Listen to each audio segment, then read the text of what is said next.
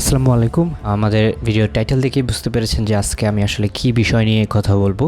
তো একটি নিউজ দেখে আসলে আমি চিন্তা করেছি যে আজকে ভিডিওটি বানাবো। তো নিউজটা হচ্ছে এরকম, আমাদের যে হজরত শাহজালাল ইন্টারন্যাশনাল এয়ারপোর্ট আছে সেটির নর্থ সাইডে উত্তর পাশে কিছু গ্রুপ করে কিছু মানুষ তারা হচ্ছে লেজার অ্যাটাক করছে বিভিন্ন বিমানের উপর।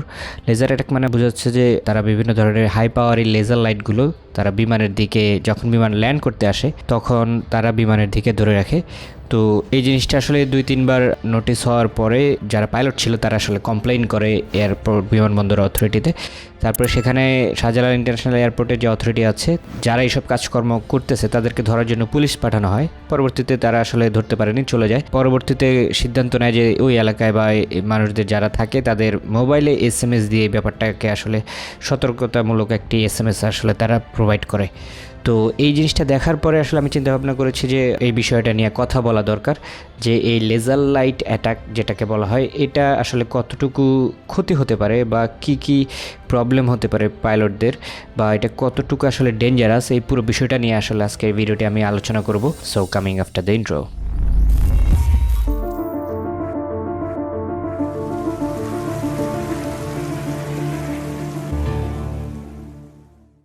তো লেজার লাইট অথবা যে কোনো ধরনের ব্রাইট বা উজ্জ্বল আলো সম্বলিত যেসব লাইট আছে, যেমন স্পট লাইট অথবা সার্চ লাইট, তো এই ধরনের লাইটগুলো যদি এয়ারক্রাফটের উপরে ফেলা হয় বা পাইলটদের চোখ বরাবর ফেলা হয় তো এটি আসলে এক ধরনের হ্যাজার্ড বলা হয়, যেটা এভিয়েশনের সেফটিতে আসলে ব্যাঘাত ঘটায়। তো এই ধরনের লাইট আসলে অনেক ধরনের ডিস্ট্রাকশন ক্রিয়েট করে বা তৈরি করে পাইলটদের, অথবা তাদেরকে সাময়িক সময়ের জন্য অন্ধ করে ফেলে। ফর এক্সাম্পল, বড় কোনো লাইট অথবা ফ্ল্যাশ লাইট যদি আমাদের চোখে পড়ে আমরা কিন্তু কিছুক্ষণের জন্য চোখে দেখতে পাই না। তো এই ধরনের প্রবলেমগুলো ক্রিয়েট করতে পারে। এছাড়া বিশেষ করে যখন ল্যান্ডিং অথবা টেক অফের সময় যদি এই কাজগুলো করা হয় তো এটি আসলে আরও বেশি বিপজ্জনক হয়। তো এই লেজার লাইটগুলোর ভিতরে বিভিন্ন ধরনের লেজার শো থাকতে পারে, অথবা বিভিন্ন ফাংশনে আমরা যে লাইটগুলো ইউজ করি এগুলো এই ধরনের ডিস্ট্র্যাক্ট ক্রিয়েট করতে পারে। কয়েকদিন আগে আমি আরেকটা নিউজ দেখেছি যে ইন্ডিয়াতে তারা যেই বুর্জ খলিফা নামে একটি মন্দির বানিয়েছে আমি দেখেছি, সেখানে তারা বিভিন্ন ধরনের এরকম লেজার লাইট এবং স্পট লাইট, সার্চ লাইট এসব ইউজ করেছে। তো সেটির পাশেই ছিল একটি এয়ারপোর্ট। তো এয়ারপোর্টে যেই পাইলটরা ল্যান্ড করতে ছিল তাদের বিভিন্ন ধরনের ডিস্ট্রাকশন হচ্ছিল এই লাইটে, তারা কিন্তু বারবার কমপ্লেন করেছে এবং পরবর্তীতে আমরা জানি যে সেটির যে লাইট আছে সেটি কমিয়ে ফেলা হয়েছে।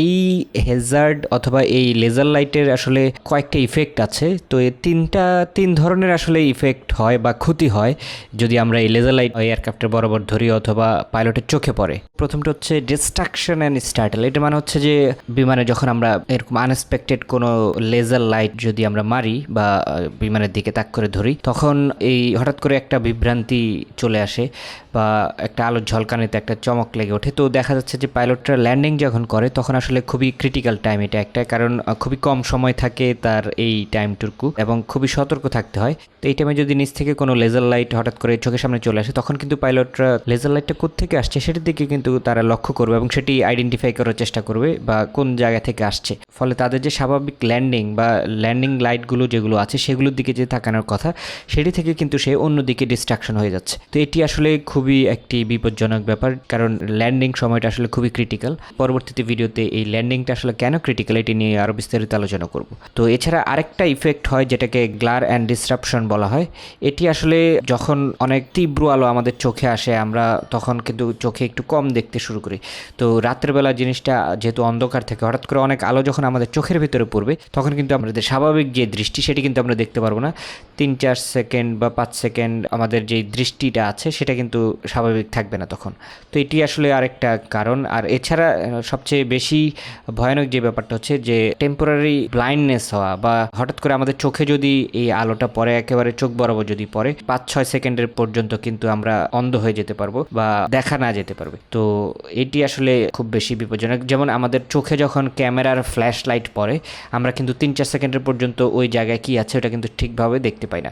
ল্যান্ডিংয়ের সময়টা যেহেতু খুবই কম সময়, তো এখানে যদি 3-4 সেকেন্ড আমাদের অন্ধকার থাকে বা আমরা দেখতে না পাই তখন কিন্তু যে কোনো ধরনের প্রবলেম কিন্তু আমাদের হয়ে যেতে পারে অথবা ফ্যাটাল অ্যাক্সিডেন্ট হতে পারে। এছাড়া এই হাই বিমের যে লাইটগুলো এগুলো চোখে পড়ার ফলে কিন্তু পার্মানেন্টলিও ব্লাইন্ডনেস বা অন্ধ হয়ে যাওয়ার প্রবণতা থাকে। তো এটি আসলে খুবই বিপজ্জনক এবং সেফটির বিষয় পাইলটদের জন্য, এবং যারা এইসব জিনিস ইউজ করবে বা লেজার অ্যাটাকগুলো করবে তাদের আসলে এই জিনিসগুলো জানা উচিত যে এই ছোট কিছু ভুলের কারণে অনেক বড় ধরনের অ্যাক্সিডেন্ট হয়ে যেতে পারে। তো এই লেজার থেকে বাঁচার কয়েকটি ওয়ে আছে বা কয়েকটি সিস্টেম ডেভেলপমেন্ট হয়েছে। প্রথমটি হচ্ছে প্রোটেক্টিভ আইওয়্যার ইউজ করা। তো এটাকে লেজার গ্লাড প্রোটেকশনও বলা হয় বা এলজিপি আইওয়্যারও বলা হয়। এটি এক ধরনের সানগ্লাস যেটি ইউজ করে এই লেজারের যে প্রবলেমটা সেটা দূর করা যায়। তবে এই প্রোটেক্টিভ এই যে গ্লাসটি আছে এটির আসলে দুইটি অসুবিধা আছে। একটা হচ্ছে এটি তার নিকটবর্তী থাকতে হবে, কারণ যে কোনো সময় এই ধরনের লেজার অ্যাটাক যখনই হবে তখন যাতে পাইলটরা এই গ্লাসটি পরে নিতে পারে। এবং এটির আরেকটি অসুবিধা হচ্ছে এই গ্লাসটি পরার পরে যে লেজারের লাইটগুলো আসবে সেগুলো থেকে বাঁচতে পারবে ঠিকই, কিন্তু ককপিটের যে এলসিডিগুলো আছে বা ডিসপ্লেগুলো আছে এগুলো কিন্তু সে ভালোভাবে দেখতে পারবে না। তো এটি একটি আসলে অসুবিধা হয়। তো এছাড়া আরেকটি টেকনোলজি আছে যেটাকে বলা হয় anti laser film on windscreens. তার মানে আমাদের ককপিটের যেই উইন্ড স্ক্রিন আছে বা জানালাগুলো আছে বা উইন্ডশিল্ডগুলো আছে এগুলোতে অ্যান্টি লেজার ফিল্ম অ্যাড করা, যেটি দিয়ে লেজারের যেই বিমটা আছে সেটিকে রিডিউস করা যেতে পারে। তো এই অ্যান্টি লেজার ফিল্মটা আসলে এখন বেশি ইউজ করা হয়, যেটা এই উইন্ড স্ক্রিনের পেছনে ইউজ করা হয়। তো এটির কিছু ভালো দিক আছে। একটা হচ্ছে যেটার জন্য আসলে পাইলটদের অন্য কিছু চোখে পড়তে হবে না বা অন্য কোনো ধরনের গ্লাস পড়তে হবে না। সেকেন্ডলি পাইলটরা ইন্টেরিয়র যেই ডিসপ্লেগুলো আছে সেগুলো ঠিকভাবেই তারা দেখতে পেল। তো এই দুটো সিস্টেমের মাধ্যমে আসলে এখন এই লেজার অ্যাটাকের প্রোটেকশন করা হয়। তবে আমি একটা কথা বলি, সেটা হচ্ছে যে এই জিনিসগুলো করার পরও আমরা যারা সিটিজেনরা থাকবো, যা মানুষ থাকবো, তারা হচ্ছে তাদের এই জিনিসগুলো মাথায় রাখতে হবে যে এই লেজার অ্যাটাকটা করাটা খুবই বিপজ্জনক এবং এটি কোনো ক্রমেই করা উচিত না, বা যদি দেখি যে আমরা কেউ করতেছে তাহলে তাকে অবশ্যই আমরা বাধা দেব।